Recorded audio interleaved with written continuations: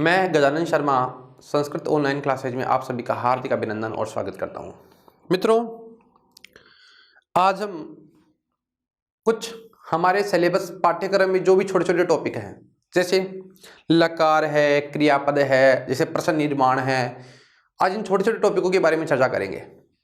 क्या है कि आप लोगों को कई बार ये लगता है कि हमारे सिलेबस में ये नहीं हुआ, तो आज हम उन जो भी हमारे सिलेबस में पाठ्यक्रम बचा हुआ है उन बचे हुए टॉपिकों के बारे में चर्चा करते हैं। जैसे लकार परिवर्तन से संबंधित कई बार परीक्षा में प्रश्न पूछ लिया जाता है। तो हेडिंग की बात करें तो हेडिंग है हमारी लकार परिवर्तन। देखो, लकार की बात करें तो लकार संस्कृत भाषा में 10 लकार होते हैं।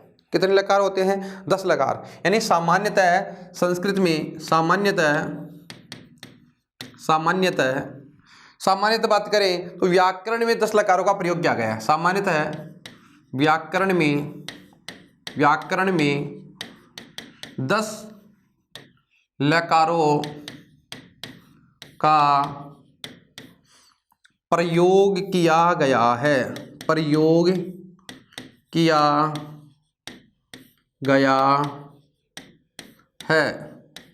सामान्यतः व्याकरण में 10 लकारों का क्या किया गया है?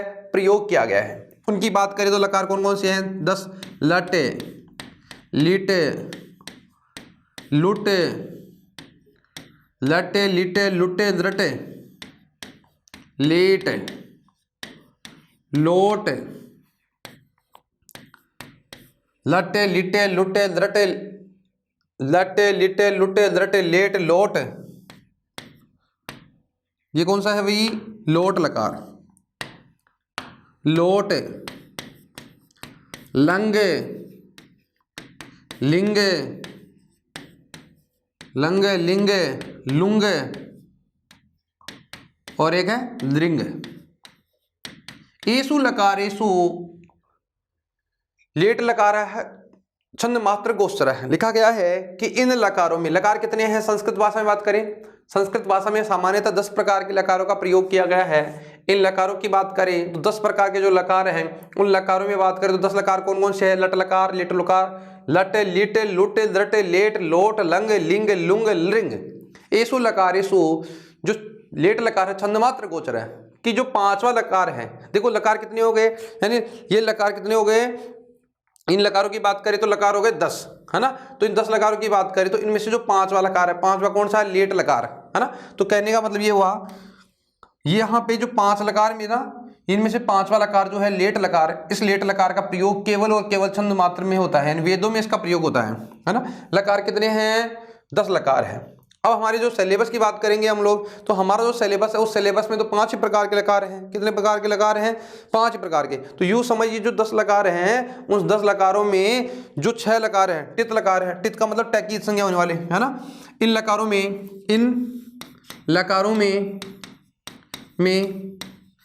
में 6 लकार, जो 6 लकार है ना, 6 लकार टित लकार है। टित का मतलब टैक की संज्ञा हो रही है, टित लकार है। टित लकार है, टित का मतलब क्या होता है? टैक की संज्ञा हो रही है। तो लटकी, टैक की संज्ञा, लिटे, लुटे, लटे, लेट, लोट। तो 6 तो कौन से हो गए? टित लकार। कौन कौन से हैं? लटे, लिटे, लुटे, लटे, लेट और लोट। ठीक है। दूसरी, इन लकारों में 6 लकार टित हैं, 4 लकार बताओ कैसे है? नित है। नित का मतलब इनकी न की संज्ञा हो रही है। बताओ कौन कौन से हैं? 4 कौन कौन से हैं? लंगे, लिंगे, लुंगे और दृंग। सामान्य बातें हैं, हमारे सिलेबस में ये सब चलते नहीं है। इन लकारों में से, इन 10 लकारों में से, इन 10 लकारों में से लेट लकार, लेट का मतलब लेटवा जो लकार है ना 5वें नंबर का, लेट लकार का प्रयोग वेद में होता है, वेद में होता है। कहाँ होता है? वेद में होता है। यानी इन 10 लकारों में से जो 5वां लकार है जिसका नाम है लेट लकार, इस लेट लकार का प्रयोग कहाँ होता है? केवल और केवल वेदों में होता है। कहाँ होता है? वेद में होता है, यानी वेदों में होता है। यानी 5 लग अब सामान्यतः बात कर रहे हैं हम। सामान्यतः हमारे संस्कृत जो पाठ्यक्रम है, संस्कृत का जो पाठ्यक्रम संपूर्ण पाठ्यक्रम है, उस संपूर्ण पाठ्यक्रम में 10 प्रकार के लकारों की चर्चा की गई है, जिसमें जो टित लकार है 6 तो और 4 है नित लकार। इनमें से एक 5वां लकार है जिसका नाम लेट लकार है। इसका प्रयोग केवल और कहाँ होता है? वेदों में इसका प्रयोग होता है ना। पाठ्यक्रम के लकार की बात करें तो रीट के पाठ्यक्रम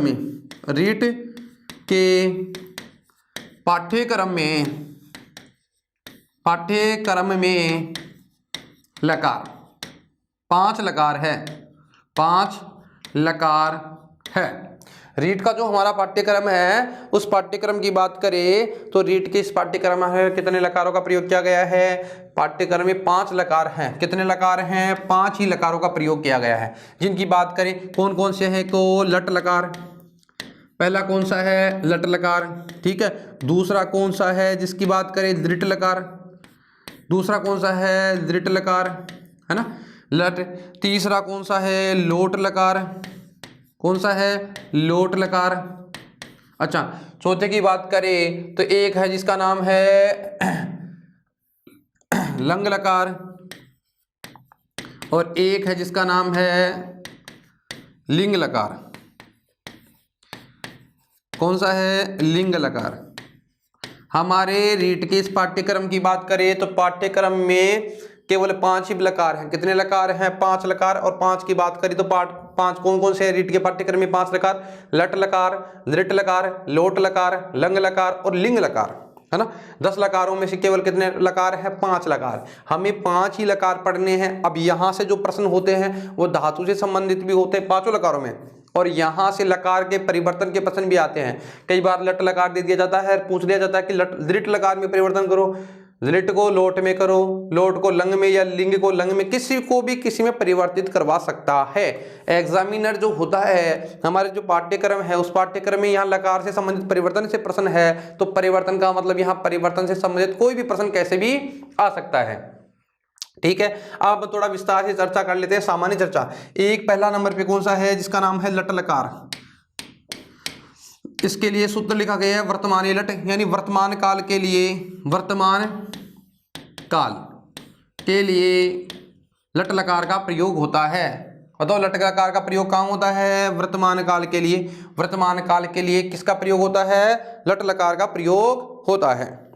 अब जाओ यहाँ पर हम लोग क्या करेंगे, यानी प्रेजेंट के क्रिया के लिए, वर्तमान काल के लिए किसका प्रयोग करेंगे? लट लकार का प्रयोग करेंगे। ठीक है, वर्तमान काल का मतलब जानते हो, वर्तमान काल। अच्छा, रूप आपको बता, जैसे मान लो एक धातु है, मान लो पट धातु है, धातु है कौन सी? पट धातु। ये धातु है, धातु का मतलब होता है क्रिया। अब जब जो भी कोई क्रिया हो वह क्रिया अब हमें कितने रूपों में पढ़नी है? 5 ही रूपों में पढ़नी है। यानी लट लकार का प्रयोग वर्तमान काल में होता है, यानी वर्तमान काल के लिए लट लकार का प्रयोग होता है। किसका प्रयोग होता है? तो एक बार लिख देता हूं, वर्तमान काल के लिए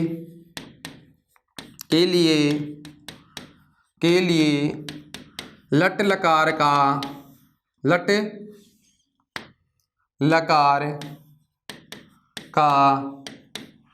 प्रयोग होता है, प्रयोग होता है।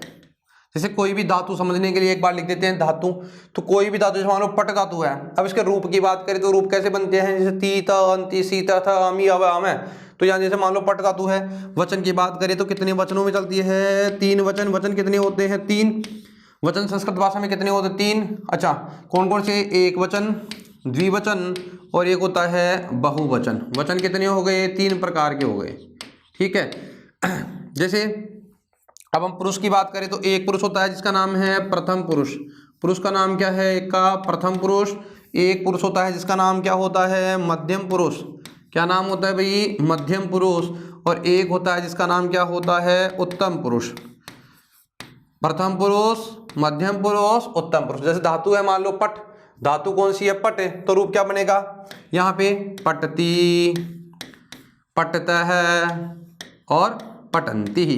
पहले भी हम चर्चा कर चुके हैं इसके बारे में, धातु पाठ में हम इसको अलग से पढ़ेंगे। पटसी, पठित, पठित, पठत, पटामी, पटामी, पटावह और पटामह, पटामह। वर्तमान काल वाली जो भी क्रिया होती है उस क्रिया में द्विवचन में और मध्यम उत्तम पुरुष के बहुवचन में विसर्ग होता है। ध्यान रखना हमेशा कि वर्तमान काल में हमेशा कोई भी धातु हो, उन सभी धातुओं में केवल और केवल जो द्विवचन होता है उस द्विवचन में विसर्ग होता है और उत्तम पुरुष के बहुवचन में क्या होता है, विसर्ग होता है। ठीक है। लट लकार की बात करें, वर्तमान काल के लिए लट लकार का प्रयोग होता है वर्तमान काल की धातु में द्विवचन में और उत्तम पुरुष के बहुवचन में। द्विवचन मतलब सभी द्विवचन में, और उत्तम पुरुष के बहुवचन में क्या होता है, विसर्ग होता है। पहला लकार कौन सा है, लट लकार। अब हम दूसरे की बात करें, दूसरा लकार है जिसका नाम है दृढ़ लकार। दृढ़ लकार है ना। चलो दृढ़ लकार की बात करें तो भविष्यत अर्थ के लिए, किस अर्थ की बात कर रहे हैं, भविष्यत अर्थ के लिए दृढ़ लकार का प्रयोग होता है, यानी जो भी यानी भविष्यकालीन अर्थ के लिए है ना। तो भविष्यकालीन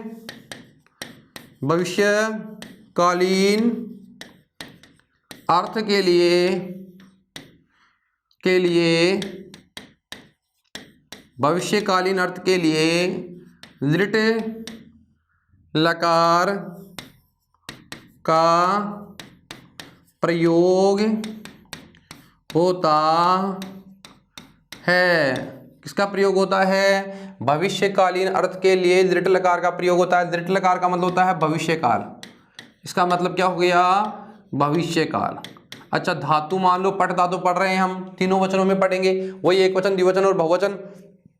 तो यहाँ जो धातु होती है ना, उदाहरण की बात करें, जैसे मान लो कोई धातु लिखी है हमने, यहाँ जैसे धातु है, मान लो पट धातु पढ़ रहे हैं, एक बार इसी धातु को पढ़ते हैं तो रूप कैसे चलेंगे, पटिष्यति,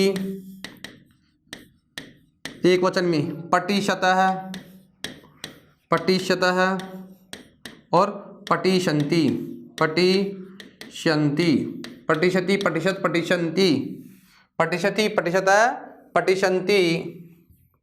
रूप क्या बन गया, पटिशन्ति।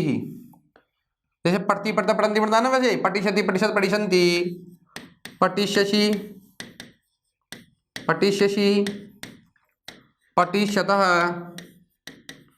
पटिशतः, पटिशत, पटिशत, पटिष्यामि, पटिष्यामि, पटिष्यावः, श्यावः और पटिष्यामः, पटिष्यामः। पट धातु के रूप की बात करें और लिट लकार में जब इसके रूप चलते हैं तो क्या चलते हैं, पटिशति, पटिशत, पटिशन्ति, पटिशसि, पटिशत, पटिशत, पटिष्यामि, पटिष्यावः, पटिष्यामः। यहाँ एक चीज और ध्यान रखने योग्य है कि यहाँ पर भी जो विसर्ग का प्रयोग होता है ना, वो एल की तरह होता है। एल का मतलब द्विवचन में और उत्तम पुरुष के बहुवचन में इसका क्या होता है, प्रयोग होता है। किसकी बात कर रहे हैं हम, पटिशति, पटिशत, पटिशन्ति, यानी कि जो भी हमारी जो धातु होगी, कोई भी धातु हो दृढ़ लकार में, यानी भविष्यत अर्थ में, भविष्यकालीन अर्थ में, द्विवचन में और उत्तम पुरुष के बहुवचन में ही उसमें क्या होता है, विसर्ग होता है। अब हम बात कर रहे हैं किसकी, लोट लकार की। बात किसकी कर रहे हैं, लोट लकार।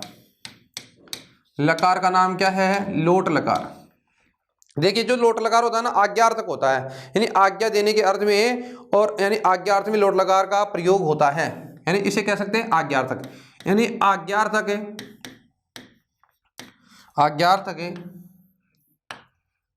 आज्ञार्थक है, यानी आज्ञार्थक, आज्ञा देने के अर्थ में। इसको ऐसे लिख देते हैं, आज्ञा देने के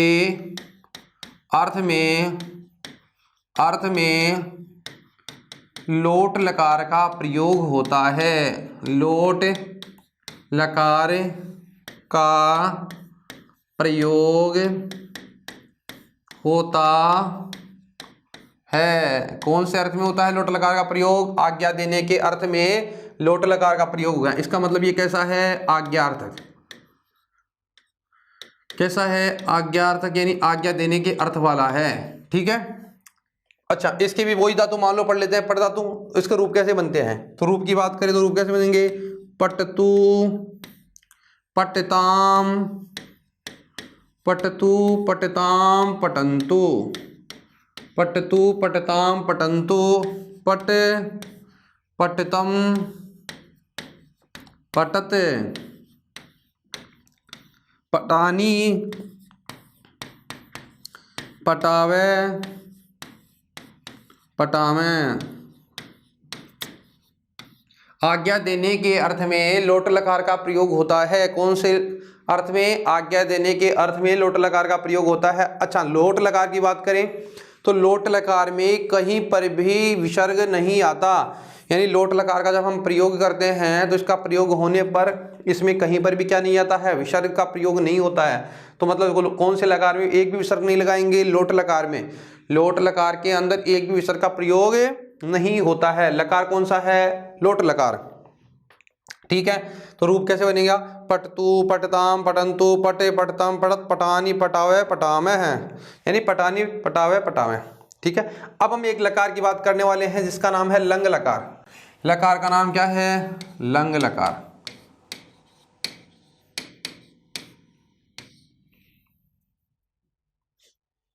लंग लकार। अब इस लंग लकार की बात करें तो लंग लकार का मतलब होता है भूतकालिक अर्थ में, पास्ट प्रेजेंट पास्ट फ्यूचर तीन हो गई ना, तो भूतकालिक अर्थ में, भूतकालिक अर्थ में लंग लकार का प्रयोग होता है। कार का प्रयोग होता है। अब लंग लकार का प्रयोग कहाँ करेंगे? जब भूतकाल का प्रयोग हो, यानी यहाँ क्या होता है कि इन वाक्यों के अंदर क्या होता है? कार्य पहले हो चुका है, यानी इनके का सामान्यतः यहाँ जो धातु होती है ना, अब देखो भूतकालिक अर्थ में लंग लकार का क्या किया जाता है? प्रयोग। जैसे कार्य कोई पहले हो चुका है, पूर्व में हो चुका है, पूर्व का संकेत है, तो यहाँ पे हम क्या करते हैं? इसको हम कहते हैं भूतकाल अर्थ में। कौन से अर्थ की बात हो गई? भूतकाल अर्थ में।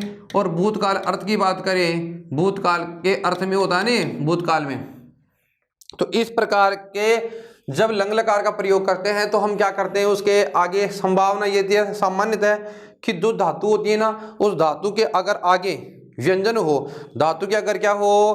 प्रारंभ मतलब व्यंजन हो, तो उस व्यंजन से पहले क्या लगाएंगे? ए लगाएंगे। अच्छा, यदि इससे पहले लकार में रूप में अंत में देखो क्या होता है कई बार, और इनके साथ जो रूप होता है ना, सामान्य ध्यान रखो आप, तो जो भी भूतकाल वाली धातु होती है उस भूतकाल वाली धातु के सामान्यतः हम ए का प्रयोग करते हैं। क्या करते हैं? ए का प्रयोग करते हैं। किस लकार की बात करते हैं? जैसे एक शब्द आ गया ते, जैसे कोई भी शब्द हो, भूतकालिक अर्थ में लंग लकार का प्रयोग होता है, और सामान्यतः जो धातु होती है उस धातु के पहले क्या लगाया जाता है? ए का प्रयोग किया जाता है। और ए का प्रयोग कब होता है? केवल आगे व्यंजन के होने पर।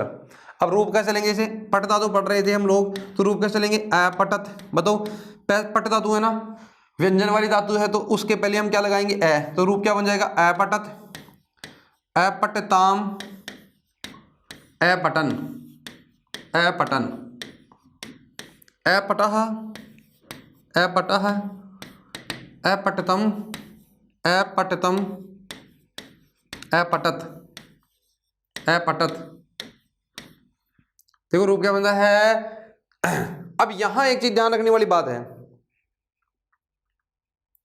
यहां पर क्या होता है कि इसमें केवल एक ही विसर्ग लगता है। देखो वर्तमान काल में 4 विसर्ग का प्रयोग करेंगे, भविष्य काल में 4 विसर्ग का प्रयोग करेंगे, लोट लकार में एक विसर्ग नहीं लगाएंगे, और लंग लकार में एक विसर्ग का प्रयोग करेंगे केवल और केवल। कहाँ पे? यहाँ पर, है ना। रूप क्या चलेगा? ए पटत, ए पटताम, ए पटन, ए पटह, ए पटतम, अपटत, ए पटम, ए पटाव, ए पटाम, ए पटम, ए पटम, ए पटाव, ए पटाव, ए पटाम, ए पटाम। बताओ कहीं विसर्ग का प्रयोग हो रहा है क्या? नहीं। लेकिन यहाँ एक चीज ध्यान रखने योग्य होती है, 5 जगह हलंत का प्रयोग होता है। देखो यहाँ अपटत हलंत है, अपटतम में ताम में हलंत है, अपटन में हलंत है। जैसे यहाँ पे हलंत आ गया, यहाँ पे हलंत आ गया, यहाँ पे हलंत आ गया, और यहाँ पे हलंत आ गया।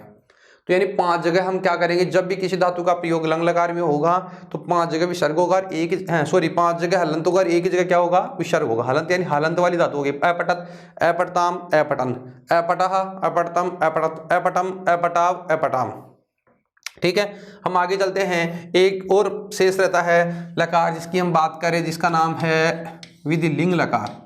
लिंग लकार, देखो लिंग लकार है नाम, और लिंग लकार की बात करें, इसी लिंग लकार को कहते हैं विधि लिंग लकार। इसी का अन्य नाम क्या है? विधि, क्योंकि एक सूत्र लिखा गया है विधि निमंत्रण आमंत्रण अधिष्ट संप्रश्न प्रार्थनीय सुलिंग की विधि देखिए मतलब होता है चाहिए अर्थ में, आज्ञा के अर्थ में, आमंत्रण के अर्थ में, निमंत्रण के अर्थ में और प्रश्न पूछने के अर्थ में लिंग लकार का प्रयोग होता है। विधि लिंग लकार, इसका नाम क्या है? विधि लिंग लकार। अच्छा, विधि लिंग लकार की बात करें तो विधि लिंग का मतलब होता है विधि, विधि का मतलब चाहिए अर्थ में, विधि का मतलब क्या होता है? चाहिए अर्थ में, विधि अर्थ यानी चाहिए अर्थ में। आमंत्रण के अर्थ में, आमंत्रित करना किसी को, विधि निमंत्रण आमंत्रण, विधि निमंत्रण आमंत्रण और निमंत्रण आमंत्रण, और एक होता है निमंत्रण, यानी विधि के अर्थ में, चाहिए अर्थ में, आज्ञा अर्थ में। इसमें आज्ञा भी विधि निमंत्रण निधि निमंत्रण आमंत्रण अधिष्ट संप्रश्न प्रार्थनीय सुलिंग, प्रार्थना के अर्थ में, विधि चाहिए अर्थ में, आमंत्रण के अर्थ में, निमंत्रण के अर्थ में, अधिष्ट संप्रश्न प्रश्न के अर्थ में, प्रश्न अर्थ में, आमंत्रण निमंत्रण प्रश्न और प्रार्थना अर्थ में, प्रश्न और प्रार्थना अर्थ में विधि लिंग लकार का प्रयोग होता है। विधि लिंग लकार का प्रयोग होता है, प्रयोग होता है किसके साथ में? चाहिए अर्थ में, आमंत्रण अर्थ में, निमंत्रण के अर्थ में, प्रश्न अर्थ में और प्रार्थना अर्थ में विधि लिंग लकार का प्रयोग होता है। कौन से लकार का प्रयोग होता है? विधि लिंग लकार का प्रयोग होता है। जब इसका हम प्रयोग करते हैं कौन से लकार का? विधि लिंग लकार। विधि लिंग लकार में क्या क्या आता है? चाहिए अर्थ में, आमंत्रण अर्थ में, निमंत्रण अर्थ में, प्रश्न अर्थ में, प्रार्थना अर्थ में कौन से लकार का प्रयोग होगा? विधि लिंग लकार का। अब जिसका रूप बढ़ाएंगे तो रूप क्या बनेगा? जैसे पटता तो पढ़ रहे थे तो क्या बनेगा? पटेत, पटेताम, पटेत पटेताम पटेयु, पटेत पटेताम पटेयु, पटेः पटेतम पटेत, पटेत पटेताम पटेयु, पटेः पटेतम पटेत, पटेयम पटेयम, पटेव और पटेव। पटेत पटेताम पटेहु, पटेः पटेतम पटेत, पटेयम पटेव पटेव। तो यहाँ पर दो जगह विसर्ग का प्रयोग होता है। देखो विधि लिंग लकार में कितनी जगह विसर्ग का प्रयोग करेंगे? हम दो जगह करेंगे, एक तो प्रथम पुरुष के बहुवचन में और एक मध्यम पुरुष के एक वचन में। अब जब यहाँ जब 5 जगह, 2 जगह विसर्ग हो रहा है तो हलंत कितनी जगह होगा? 4 जगह ही होगा। हलंत देखो यहाँ हो रहा है 4 जगह, कितनी जगह हो रहा है? एक वचन, द्विवचन, इसके द्विवचन में और उत्तम पुरुष के एक वचन में। तो यानी यहाँ पर देखो पटेत पटेताम पटेहु, पटे पटेतम पटेत, पटेयम पटेवा पटेम, यानी इस प्रकार से क्या होता है? इसका प्रयोग होता है। ठीक है, क्लियर हो गई? लकार कितने हो गए? 5 लकार। अब जो भी हमारे लकार होते हैं ना, उन लकारों की बात करें तो ये जो लकार होती है, जो भी धातु होती है, तो सामान्यतः बात करें धातुओं की, सामान्यतः धातु ये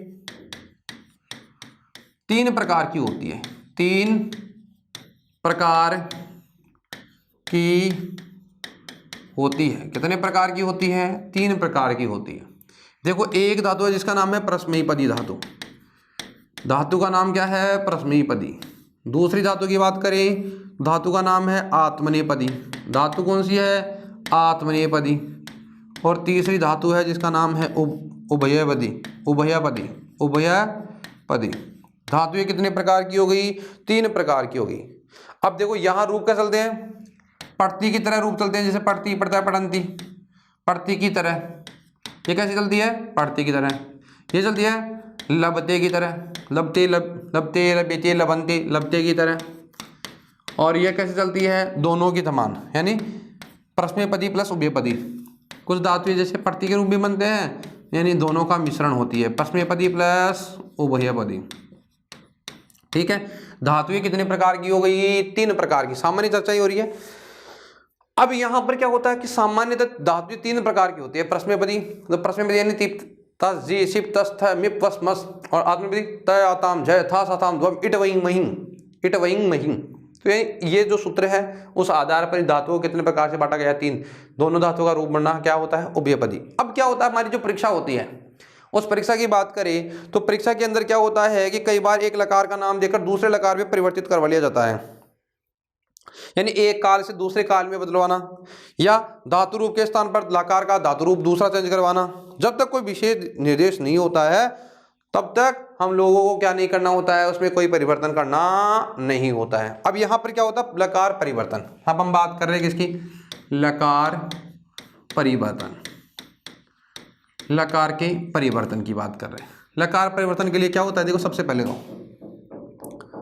जैसे एक बार कई बार क्या होता है परीक्षा के अंदर, किसी एक लकार का नाम देख करके दूसरे लकार में परिवर्तन। एक लकार का नाम देकर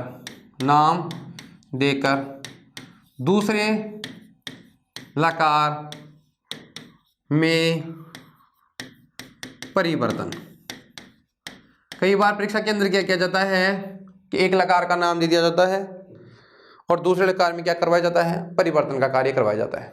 तो एक लकार का नाम देकर के दूसरे लकार में क्या करते हैं? एक लकार का नाम देकर दूसरे लकार में परिवर्तन। कभी कभी क्या होता है, कभी कभी क्या करता है एग्जामिनर कि परीक्षा के अंदर क्या करता है, एक अर्थ का प्रसंग देकर दूसरे अर्थ में परिवर्तन करवाता है। काल से, यानी काल में परिवर्तन। एक काल, काल का मतलब होता है समय। एक काल यानी वर्तमान काल से भविष्य काल में, भविष्य काल से भूतकाल में। तो एक काल से दूसरे काल में परिवर्तन, 2 प्रकार की बात हो गई। कभी कभी एग्जामिनर क्या करता है कि यहाँ पर एक धातु रूप के स्थान पर दूसरे लकार का धातु रूप पूछता है, यानी एक जो भी धातु रूप होता है, धातु रूप के स्थान पर दूसरे एक धातु रूप के स्थान पर दूसरे धातु रूप में परिवर्तन। मतलब एक कोई भी धातु रूप देता है और एक धातु रूप के स्थान पर दूसरे लकार का धातु रूप लिखवाता है, यानी एक धातु रूप के स्थान पर दूसरे लकार के धातु रूप में परिवर्तन होता है।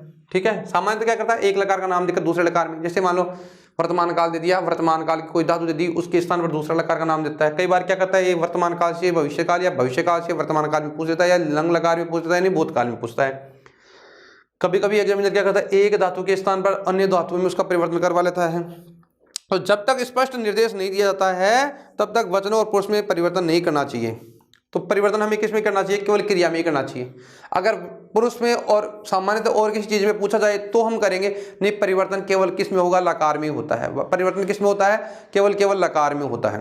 अब लकार में जब परिवर्तन होता है तो जैसे प्रश्न कैसे दिए जाते हैं, जैसे उदाहरण की बात करें, या जैसे हमारे परीक्षा में क्या होता है, प्रश्न की बात करें, प्रश्न।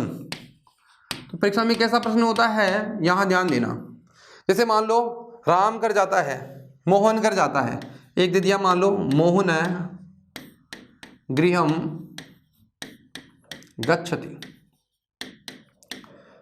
अब देखो यहां क्या है, एक प्रश्न दिया और आपको यह सब प्रश्न देकर के पूछ लिया जाता है कि इसकी धातु को परिवर्तन कीजिए, यानी इस धातु को।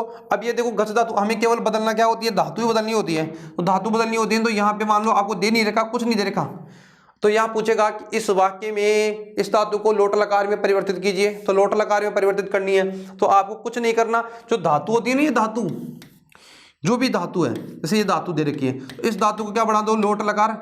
तो लोट लकार में देखो, इसका बनाने का एक तरीका ध्यान रखना है कि लोट लकार में लिखना है। इस धातु को किस में बदलना है? लोट लकार में बदलना है। इतना सा ध्यान रखना है कि जो धातु दे रखी होती है उस धातु को देखना होता है। जैसे ये एक धातु वर्तमान काल की और प्रथम पुरुष की एक वचन की है, तो यहाँ पे भी लोट लकार की प्रथम पुरुष की एक वचन की धातु का ही हम प्रयोग करेंगे।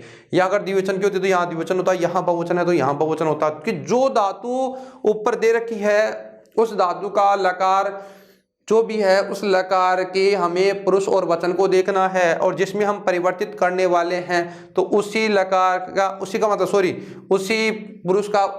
पुरुष का क्या होगा, वचन होगा। जैसे ये प्रथम पुरुष का एक वचन है तो लोट लकार भी प्रथम पुरुष का एक वचन होगा, तो रूप क्या बनेगा वहां ऑप्शन में जो भी होंगे। हमें क्या बनाना है, केवल इतना ध्यान रखना है, मोहन है, गृहम। विशेष अगर इनसे बारे में पूछा जाएगा तो चेंज करेंगे, लकार परिवर्तन में केवल लकार को परिवर्तित करना है। तो बताओ धातु कौन सी है, गच। गम धातु, सॉरी गम धातु के रूप कैसे चलते हैं, गच चलता है, गच में बदल जाता है केवल और केवल, लिट लकार में नहीं बदलता है। तो बताओ क्या बनेगा, गच्छतु। ऐसे ध्यान रखना है, बस इतना सा काम करना है। तो यानी कि यहाँ हमें परीक्षा के अंदर ये ध्यान रखना है। तो यहाँ अब आपको अनुमान लग गया होगा कि ये किस में बदल गई, लोट लकार में, ये किस में था, लट लकार में था। एक और प्रश्न पूछता हूं, दूसरे प्रश्न की बात करें। जैसे मोहन है, मोहन है, या कृष्ण है, राम है, श्याम है, कोई भी हो सकता है। राम है, जलम, पीबती।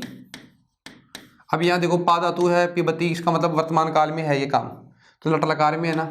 अब आपसे पूछ लिया कि इसको किस में बदलना है, लंग लकार में बदलना है। किस में बदलना है, लंग लकार में बदलो। तो लंग लकार में बदलना है, तो लंग लकार में बताओ क्या करेगा, इसका रूप क्या बन जाता है, पिब धातु का क्या बनता है, इसका रूप बनता है वर्तमान काल की एक वचन वाली है ना, ये प्रथम पुरुष की एक वचन की है। तो बताओ क्या बनेगा, पी बत, क्या बन गया, अपिबत। वाक्य वैसे का वैसे रहेगा, तो आप क्या बन जाएगा, राम है, जलाम, अपिबत। तो ये बहुत छोटी सी बात है, लेकिन जब गलतियां होती है तो छोटी सी बात इसको ध्यान में नहीं रखी जाती है। गलती तो गलती होती है, जो भी गलती होगी गलती होती है, इसलिए आपको ध्यान रखना है कि जो भी गलती हो उसे हमें क्या करना है, गलती नहीं हो इसलिए हमें ध्यान रखना है कि जो भी क्रिया होगी उस क्रिया का जो भी वचन होगा, जो भी पुरुष होगा, उसी पुरुष के अनुसार हम क्या करेंगे, उसको परिवर्तित करेंगे। जैसे अब मान लो अन्य किसी धातु की बात हो, जैसे मान लो एक मैं आपके लिए अन्य पुरुष एवं अन्य वचन की बात करता हूं। जैसे त्वम, त्वम, विद्यालयम, विद्यालयम। देखो हमने पहले चर्चा करी है ना, त्वम के अनुसार क्या होगी, क्रिया होगी। तो विद्यालयम, गच्छति, गच्छते, गच्छन्ति, गच्छसि, गच्छत, गच्छत। अब मानो त्वम विद्यालयम, गच्छ धातु है, मान लो कौन सी धातु दे रखी है, गच्छ यानी जाओ। गच्छतु, गच्छताम, गच्छन्तु, गच्छ, गच्छतम, गच्छत, गच्छानि, गच्छाओ, गच्छामि। ये लोट लकार की धातु है। हमें पता लग गया कि लोट लकार है, तो लोट लकार की कौन सी है, ये मध्यम पुरुष का एक वचन है। अब हमें बदलना है, मान लो अब हमें इसको, अब यहाँ इस धातु को हमें लट लकार में बदलना है। किस में बदलना है, लट में बदलना है। लट में बदलना है, तो लट में बदलेंगे तो बताओ क्या करेंगे, मध्यम पुरुष का एक वचन लाएंगे। तो बताओ क्या बनेगा, त्वम विद्यालयम, विद्यालयम। अब गच्छ धातु, जो गम धातु है ना, वो कैसे चलती है, गच्छति, गच्छते, गच्छन्ति, गच्छसि। क्योंकि हमें यह मध्यम पुरुष का एक वचन है, तो यहाँ पे भी क्या बन जाएगा, गच्छसि। त्वम विद्यालयम गच्छसि, हमारा रूप ही क्या बनेगा, गच्छसि। ये सामान्य बातें होती है, लेकिन बहुत ध्यान रखनी होगी, है ना। तो यहाँ लकार परिवर्तन करने का मतलब यह है कि आप ये आज मैं इस क्लास इसलिए ले रहा हूँ, प्रारंभ की है मैंने, कि कई बार छोटी छोटी जो गलतियाँ होती है सिलेबस के, हमारे इसको लकार परिवर्तन का एक दे रखा है टॉपिक, उसमें सामान्य चीज़ें दे रखी होती है। कई बार क्या होता है कि जो भी हमारी जो सामान्य जो गलतियाँ होती हैं उनको ठीक कैसे करना है, कि आपको इतना ध्यान रखना है कि लकार परिवर्तन में हमें लकार में मतलब क्रिया को परिवर्तित करनी है। अगर अलग से दे रखा है कि कर्ता को या किसी कर्म को चेंज करना है तो करेंगे, नहीं तो क्रिया को ही चेंज करनी होती है। और क्रिया में भी ये चीज़ ध्यान रखनी है कि जो क्रिया दे रखी होती है उसका हमें सबसे पहले क्या देखना होता है, उसका पुरुष देखना होता है और उसका वचन, उसी के अनुसार हम क्रिया को क्या करेंगे, चेंज करेंगे। एक बात और, ये तो होगी लकार की बात। अब एक हमारे यहाँ ये होती है क्रियापद। क्रिया क्या होता है, यानी क्रियापद किसे कहते हैं, क्रियापद, क्रियापद कहते हैं। तो क्रिया का पद क्या होता है, तो संस्कृत में धातु को क्रिया कहते हैं। संस्कृत में धातु को क्रिया कहते हैं। यानी जो संस्कृत भाषा है, वो संस्कृत भाषा की बात करें तो संस्कृत भाषा में जो भी धातुएं होती है और धातु के जो रूप होते हैं, उन धातुओं को हम क्या कहते हैं, क्रिया कहते हैं, और धातु रूपों को क्रियापद कहते हैं, है ना। संस्कृत में धातु को क्रिया कहते हैं और क्रिया के रूपों को, यानी धातु के रूपों को क्रियापद कहते हैं। अर्थात धातु रूपों की बात करूं, जैसे पटती, हसती, भवतु, जो भी धातुएं हैं लकारों में चलती हैं, है ना, जो भी धातु के रूप हैं, अर्थात धातु रूपों को क्रिया पद कहते हैं। क्या कहा जाता है, एक बार ध्यान रखना, कई बार क्या होता है कि हमें ये पता नहीं लगता कि कौन सी धातु है, कौन सी क्रिया है। मतलब क्रिया, अब जो क्रिया की बात होती है ना, क्रिया वाक्य में किसी भी कार्य के होने का भाव दिखाती है। क्रिया का मतलब जैसे हिंदी में आप कहते हो ना का मतलब नहाना, धोना, खाना, पीना, चलना, वो सब क्या है, क्रियाएं हैं। और संस्कृत में क्रिया के लिए 18 प्रत्ययों का प्रयोग किया गया है। 18 प्रत्ययों का प्रयोग किया है, जिसे तिंग का मतलब तिंगंत कहते हैं, तिंग कहते हैं। अब बताओ तिंग का मतलब तिप्तजी, सिप्तस्थी, तिप्तजी, सिप्तस्त, मिप्वस्मस्त, आताम जह, था, सताम ध्वम, इट वही महिंग। और एक चीज और ध्यान रखना, कहा गया है, क्या कहा गया है कि एक तिंग वाक्यम, एक तिंग वाक्यम, एक तिंग वाक्यम, वाक्य वही होता है, इसका मतलब ये हुआ, इसका मतलब ये होता है वाक्य वही होता है जिसमें एक तिंग का मतलब एक तिंग का मतलब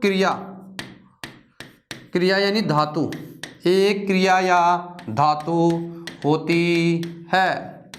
बिना धातु का कोई वाक्य नहीं होता, यानी किसी भी वाक्य का निर्माण करने के लिए उसमें हमें क्या लगानी होती है, कम से कम एक तिंग लगानी होती है। तिंग का मतलब वाक्य का प्रयोग करना होता है, तो वाक्य का प्रयोग करने के लिए हमें उसके साथ कोई ना कोई क्रिया जोड़नी होगी। बिना क्रिया का कोई वाक्य नहीं होता है। तो यहाँ वाक्य वही होता है जिसमें एक तिंग यानी एक क्रिया या धातु होती है। जब तक धातु या क्रिया नहीं होगी तब तक वह क्या नहीं होता है, वाक्य नहीं होता है। जैसे उदाहरण की बात करूं, जैसे राम है पुस्तकम पठति, राम है, उदाहरण की बात, जैसे राम है पुस्तकम पठति, इस वाक्य में बताओ क्रिया क्या है, तो इस वाक्य में क्रिया क्या है, ये सब क्या है, धातु का रूप है, धातु रूप। और धातु का जो रूप है ना, तो इस वाक्य में राम करता है, पुस्तक उसकी कर्म है इस वाक्य में, और पठती क्या है, क्रिया। इस वाक्य में पठती क्रिया का रूप है, क्रिया का रूप है। एक सामान्य बात की है हम लोगों ने कि किसी भी क्षेत्र के अंदर, किसी भी शब्द के अंदर, यानी वाक्य जो भी होगा उस वाक्य के अंदर कम से कम एक क्या होती है, क्रिया होती है। कम से कम क्या होती है, एक क्रिया होती है। तो बिना क्रिया का कोई वाक्य नहीं होता। आगे चलते हैं और एक और चीज प्रारंभ करते हैं। कई बार परीक्षा के अंदर प्रश्न निर्माण से संबंधित भी प्रश्न पूछ लिया जाता है। किससे संबंधित पूछ लिया जाता है, प्रश्न निर्माण।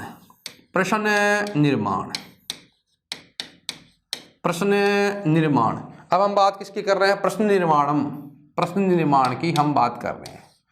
क्या होता है, कई बार परीक्षा के अंदर उत्तर दिया होता है और आपसे प्रश्न का निर्माण करवा लिया जाता है कि जैसे कोई भी उत्तर दे रखा है, फिर पूछ लेगा कि इस वाक्य में क्या प्रश्न होगा, उत्तर का प्रश्न करना। अब तक तो हम प्रश्न का उत्तर देते आए हैं, अब हमें क्या करना है, प्रश्न का निर्माण करना है कि प्रश्न का निर्माण कहाँ से होता है, किसका निर्माण है, जैसे प्रश्न का निर्माण कहाँ से होता है। देखो ये प्रश्न निर्माण के लिए आपको क्या क्या ध्यान रखने योग्य बातें हैं। अब देखो सभी प्रकार के प्रश्नों के लिए किम शब्द रूप याद होना चाहिए। एक तो में यानी सभी प्रकार के प्रश्नों हेतु किम शब्द। पहली बात, एक तो सभी प्रकार के प्रश्नों हेतु, हेतु का मतलब सभी प्रकार के प्रश्नों के लिए हेतु क्या याद होना चाहिए, किम शब्द रूप। कह, कऊ, कहा, ऐसे होता है ना जो किम शब्दों की बात करें, कहा जैसे पुल्लिंग में चलता है, कह, कऊ, कह, कम, कऊ, कान, ये तो पुल्लिंग वाले शब्दों के लिए है ना। जैसे यानी याद रखना है सभी प्रकार के प्रश्नों हेतु किम शब्द रूप, हमें क्या याद होनी चाहिए, किम शब्द रूप। और ये जो किम शब्द रूप है ना वो भी दो प्रकार के होते हैं। कितने प्रकार के होते हैं, वैसे तो तीनों लिंगों में चलते हैं। लिंग कितने हैं, तीन, पुल्लिंग, स्त्रीलिंग और नपुंसकलिंग। तो सभी प्रकार के प्रश्नों हेतु किम शब्द के रूप याद होना चाहिए। क्या क्या याद होना चाहिए, किम शब्द के रूप। तो किम शब्द के रूपों की बात करें, जैसे पुल्लिंग वाले शब्दों के लिए क्या चलता है, कहा, कऊ, कह, कऊ, के, कम, कऊ, कान, केन, काभ्याम, कई, कस्मै, काभ्याम, केब्ये, कस्मात्, काभ्याम, केब्ये, कस्य, कयो, केशाम, कस्मिन्, कयो, केषु। और स्त्रीलिंग में क्या चलता है, का, के, का, काम, के, का, कया, काभ्याम, काभि, कस्य, काभ्याम, काभ्ये, कस्या, काभ्याम, काभ्ये, कस्या, कयो, कासाम, कस्याम, कयो, कासु। और नपुंसक लिंग में क्या चलता है। अब नपुंसक लिंग में हमेशा ध्यान रखना, किम के कानी, किम के कानी, प्रथम पुरुष प्रथम विभक्ति और द्वितीय विभक्ति में समान चलता है, और तृतीया से लेकर के सप्तमी या संबोधन तक, यानी यहाँ जो हमने पढ़ा था पुल्लिंग वाला रूप वही चलता है। तो क्या चलेगा, किम के कानी, किम के कानी, केन काभ्याम कई, कस्मै काभ्याम केब्ये, कस्मात् काभ्याम केब्ये, किम के कानी, किम के कानी, केन काभ्याम कई, कस्मै काभ्याम केब्ये, कस्मात् काभ्याम केब्ये, कस्य कयो केशाम, कस्मिन् कयो केषु। इनके रूप ऐसे चलते हैं। तो जैसे कई बार क्या होता है कि परीक्षा के अंदर ऐसे प्रश्न पूछा जाता है, जैसे किम, कैसे, किस लिए, कहाँ से आदि प्रश्न पूछे जाते हैं। तो यहाँ हमें सभी प्रकार के प्रश्नों हेतु शब्दों को सबसे पहले क्या याद रखना, किम शब्द रूप। तो किम शब्द जैसे प्रश्न आ गया, मान लो परीक्षा में आ गया, अब जैसे मान लो उत्तर आ गया, उत्तर है ये, उत्तर हम देखना, अब हमें क्या करना है, उसका प्रश्न बनाना है ना। उत्तर हम का क्या करना है, प्रश्न बनाना है। जैसे मम पिता रमेश, जैसे मम, जैसे मेरा, अब जैसे कोई प्रश्न दे दिया, पिता,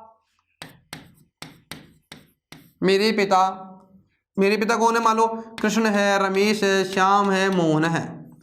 तो हमें ये चीज ध्यान रखनी है कि सभी प्रकार के प्रश्नों हेतु किम शब्द रूप।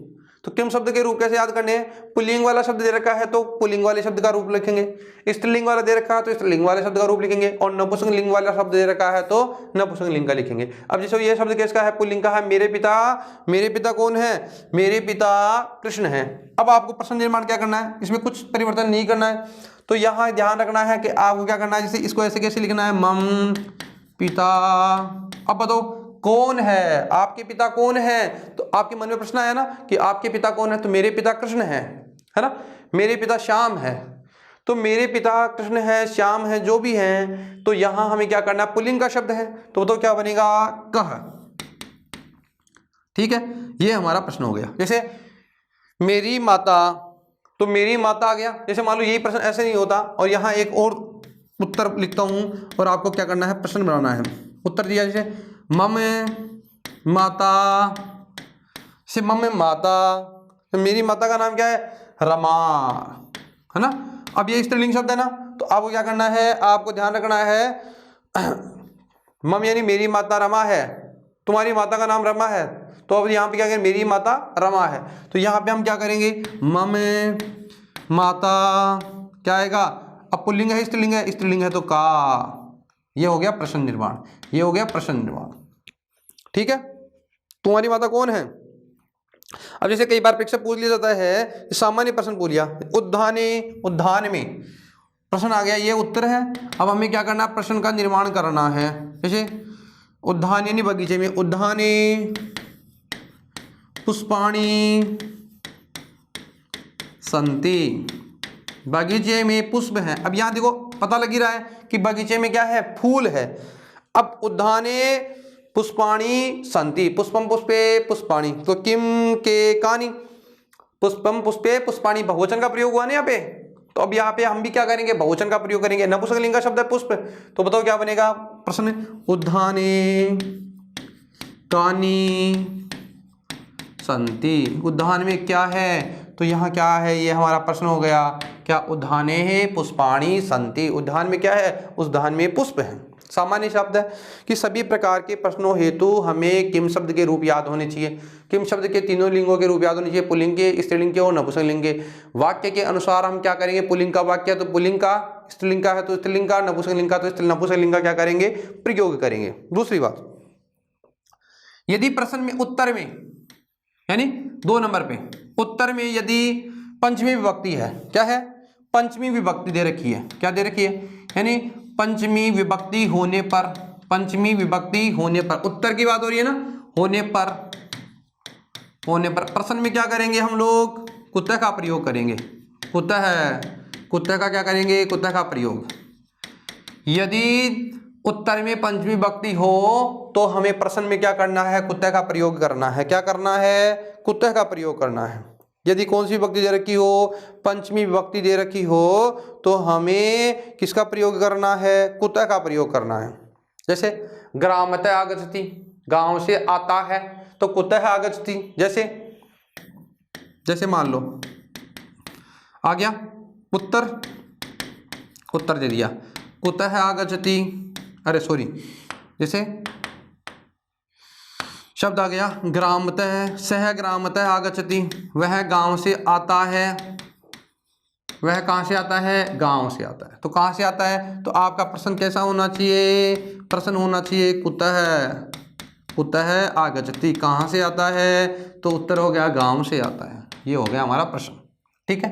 पंचमी विभक्ति होने पर कुत्ते का प्रयोग करेंगे।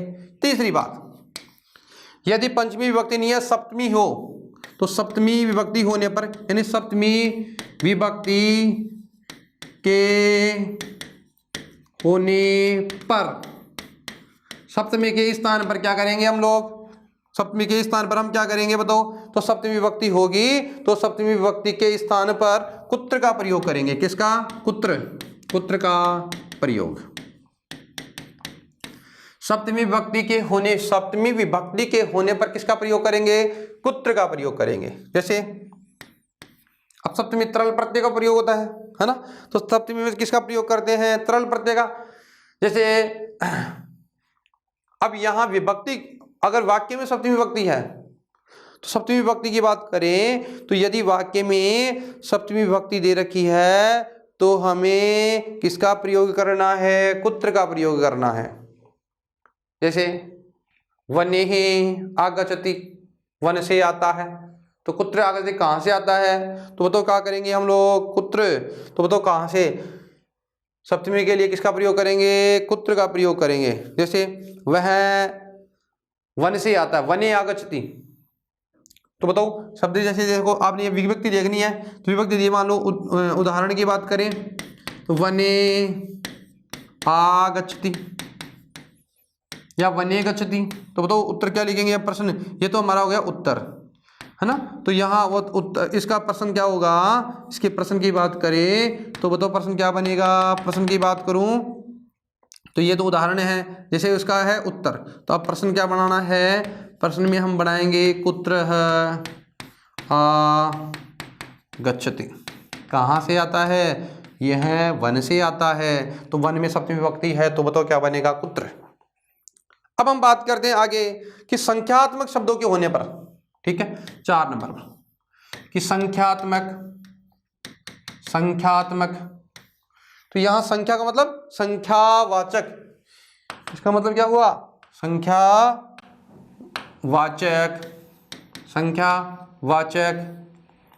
संख्यावाचक प्रश्न निर्माण हेतु, संख्यावाचक प्रश्न निर्माण हेतु। अब संख्यावाचक प्रश्नों का निर्माण करना है, यदि संख्या यदि वाक्य में दे रखी है तो हमें क्या करना है, कति का प्रयोग करना है, कति का प्रयोग।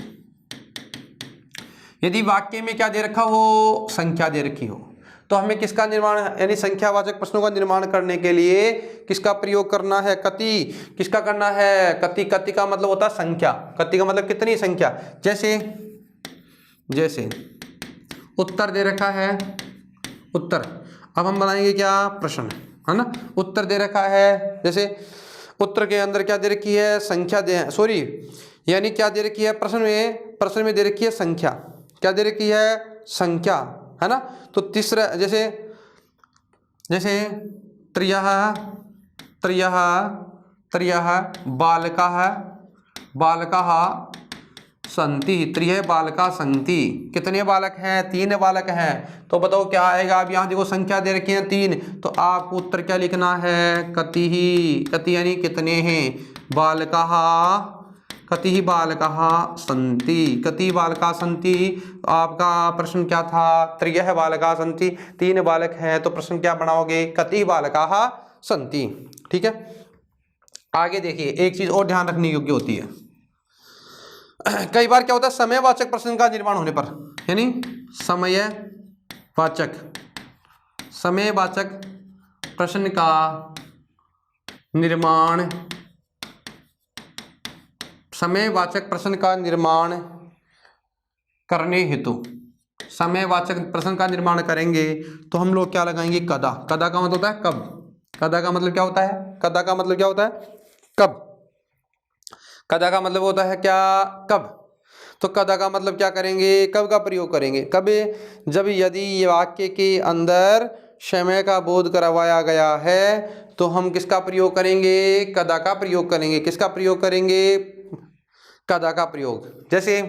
जैसे उदाहरण देखो, जैसे उत्तर दे रखा है, हमें क्या करना है? प्रश्न का निर्माण करना है। तो हमें क्या बनाना है? प्रश्न बनाना है। जैसे महाराणा प्रतापस्य, महाराणा, जैसे प्रश्न दे दिया कि महाराणा प्रतापस्य जन्म 1540 ईस्वी, कि महाराणा प्रताप का जन्म ईस्वी, ई का मतलब ईस्वी, और क्या है? ईस्वी याब्दे, इसको लिख भी सकते हैं, ईस्वी याब्दे अभवत, हुआ।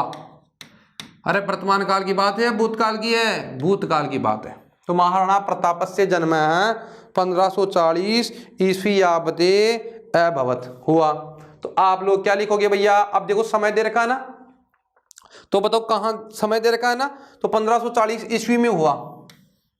महाराणा प्रताप का जन्म कब हुआ? तो 1540 ईस्वी याब्दे अभवत। तो आप क्या लिखेंगे उत्तर में? इसका जो प्रश्न बनाओगे तो प्रश्न क्या बनेगा? महाराणा प्रताप से जन्म कदा अभवत, महाराणा प्रताप का जन्म कब हुआ? तो यहां क्या हो गया? ये प्रश्न निर्माण हो गया।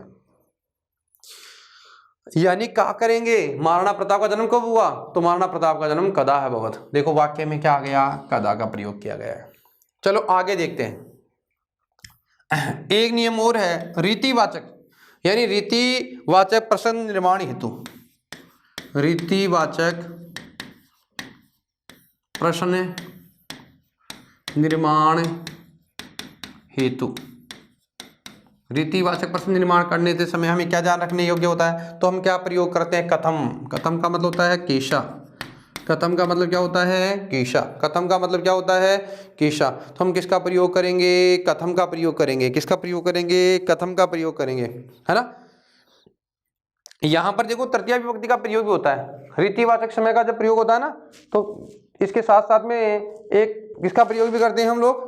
तृतीया विभक्ति का प्रयोग भी होते हैं। किसका प्रयोग करते हैं?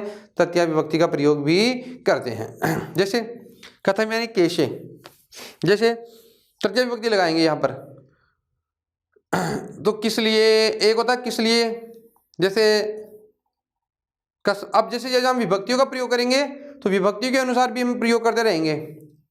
जैसे सर्वे के, जैसे एक वचन है, एक प्रश्न पूछता हूँ, जैसे राजस्थान वीराणाम भूमि अस्ति, राजस्थान वीरों की भूमि है, तो किन की भूमि है? तो विभक्ति का प्रयोग करेंगे, जैसे केशाम।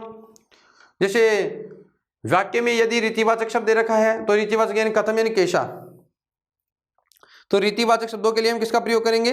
केशाम शब्दों का करेंगे, कथम शब्द का क्या करेंगे? प्रयोग करेंगे। कथम का मतलब क्या होता है? कथम का मतलब होता है कथम यानी केशे। एक होता है कदा, हमने कदा को थोड़ी पढ़ा है। हाँ, समयवाचक शब्दों के लिए किसका प्रयोग करेंगे? कदा का प्रयोग करेंगे। यदि परिमाणवाचक प्रश्न निर्माण हो, परिमाण का मतलब होता है जांच परख करना, तो परिमाण, 7वें नंबर की बात करें, परिमाणवाचक परिमाणवाचक प्रश्न निर्माण हेतु। अब जैसे रीतिवाचक के लिए कथम जैसे हमने समझ लिया, पहले कुत्र का प्रयोग करेंगे, कदा का प्रयोग करेंगे, वैसे ही इसके लिए हम किसका प्रयोग करते हैं, उत्तर, यानी यहाँ इसके लिए हम किसका प्रयोग करते हैं, कियत का प्रयोग करते हैं।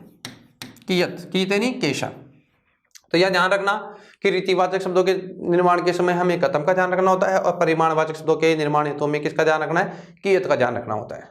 ठीक है, अब हम एक प्रश्न आपसे पूछते हैं और आपको मान लो एक प्रश्न दे दिया, उत्तर दिया, उत्तर हम दे रखा है, ये आपका प्रश्न है और आपको इसका क्या करना है, प्रश्न निर्माण करना है। क्या करना है, प्रश्न निर्माण। प्रश्न में लिखता हूं, आपको क्या करना है, उसका प्रयोग करना है। क्या करना है भाई, प्रयोग करना है। जैसे अब हम यहाँ क्या करते हैं, एक वाक्य का निर्माण करते हैं। अहम जैसे मान लो वाक्य बनाते हैं हम लोग परिमाणवाचक, या जैसे कूपे महज जलम अस्ति, कूपे महज जलम अस्ति, कूपे महज जलम अस्ति, ये उत्तर हो गया। कूपे यानी क्या होता है, कुएं में, तो कूपे में यहाँ बात करें तो ऊ की मात्रा बढ़ जाती है, कूपे महद जलम अस्ति। तो कूपे, अब यहाँ आपको क्या करना है, महद की जगह क्या करना है, कूपे। अब देखो महद की जगह क्या करना है, कूपे कियत यानी कैसा, कियत जलम अस्ति, कुएं में कैसा जल है, ये हमारा क्या हो गया, प्रश्न निर्माण भी हो गया और कियत का उदाहरण भी हो गया। एक तो किसका हो गया, कियत का उदाहरण भी हो गया और कूपे का मतलब यहां भी हो गया। अब देखो किस प्रकार के, अब यहां ऐसे शब्द जैसे हो तो हमें क्या करना है, उनका प्रयोग करना है। तो कहने का मतलब होता है कियत का, महद के लिए हम किसका प्रयोग कर रहे हैं, कियत का प्रयोग कर रहे हैं। जैसे आपसे प्रश्न पूछा, बालक पत्र लिखती, बालक पत्र लिखता है, तो बालक क्या लिखता है, बालक क्या लिखता है। जैसे सामान्य एक प्रश्न और पूछता हूं, उत्तर दे रखा है यहाँ पे उत्तर, अब आपको प्रश्न बनाना है। बालक है पत्रम लिखती, ये उत्तर है। तो आपका प्रश्न क्या होगा, बालक है, यहाँ अंडरलाइन है तो क्या करेंगे, किम का मतलब यहाँ किम लिखती, बालक क्या लिखता है, बालक पत्र लिखता है। ऐसे ऐसे सामान्य कई बार परीक्षा के अंदर प्रश्न निर्माण से संबंधित प्रश्न पूछ लिए जाते हैं। तो आपको ये सब चीजें ध्यान रखनी है कि कब किसका प्रयोग करना है, कब किसका प्रयोग करना है। एक बार फिर से रिपीट कर देता हूं। देखिए, प्रश्न निर्माण की बात करें तो प्रश्न निर्माण में क्या ध्यान रखना होता है कि प्रश्न निर्माण में सभी प्रकार के प्रश्नों के शब्द हेतु किम शब्द का रूप बनाना होता है। तो शब्द याद होने चाहिए, किम शब्द रूप, कि जैसे जैसे वाक्य में विभक्तियों का प्रयोग होगा, लिंगों का प्रयोग होगा, उस हिसाब से हम किम शब्द के रूपों का क्या करेंगे, प्रयोग करेंगे। क्या करेंगे, किम शब्द के रूपों का क्या करेंगे, प्रयोग करेंगे। दूसरी, पंचमी विभक्ति अगर उत्तर में दे रखी है, प्रश्न निर्माण करवाता है, तो हमें क्या करना है, कुत्ते का प्रयोग करना होता है। क्या करना होता है, कुत्ते का प्रयोग। अगर सप्तमी विभक्ति दे रखी होती है तो हमें सप्तमी के स्थान पर किसका प्रयोग करना होता है, कुत्र का प्रयोग करना होता है। ठीक है, अब हम बात करें आगे। यदि वाक्य के अंदर संख्या दे रखी हो तो संख्या के स्थान पर हमें किसका प्रयोग करना होता है, कति। कति का मतलब जो भी संख्या हो उस संख्या के स्थान पर क्या लाएंगे, कति का प्रयोग करेंगे। यदि समय दे रखा है तो समय के स्थान पर किसका प्रयोग करेंगे, कदा का प्रयोग करेंगे। यदि रीतिवाचक शब्द दे रखा है तो कथम का प्रयोग करेंगे और यदि परिमाणवाचक शब्द दे रखा है तो किसका प्रयोग करेंगे, कियत का प्रयोग करेंगे। ठीक है मित्रों, यानी हमने अभी चर्चा करी एक तो लकार से संबंधित, एक क्रिया से संबंधित और प्रश्न निर्माण से संबंधित आज इस कक्षा में हमने चर्चा करी है। आगे जो भी कक्षा होगी उस कक्षा में अन्य जो भी हमारे टॉपिक्स बचे हुए हैं उनके बारे में हम चर्चा करेंगे।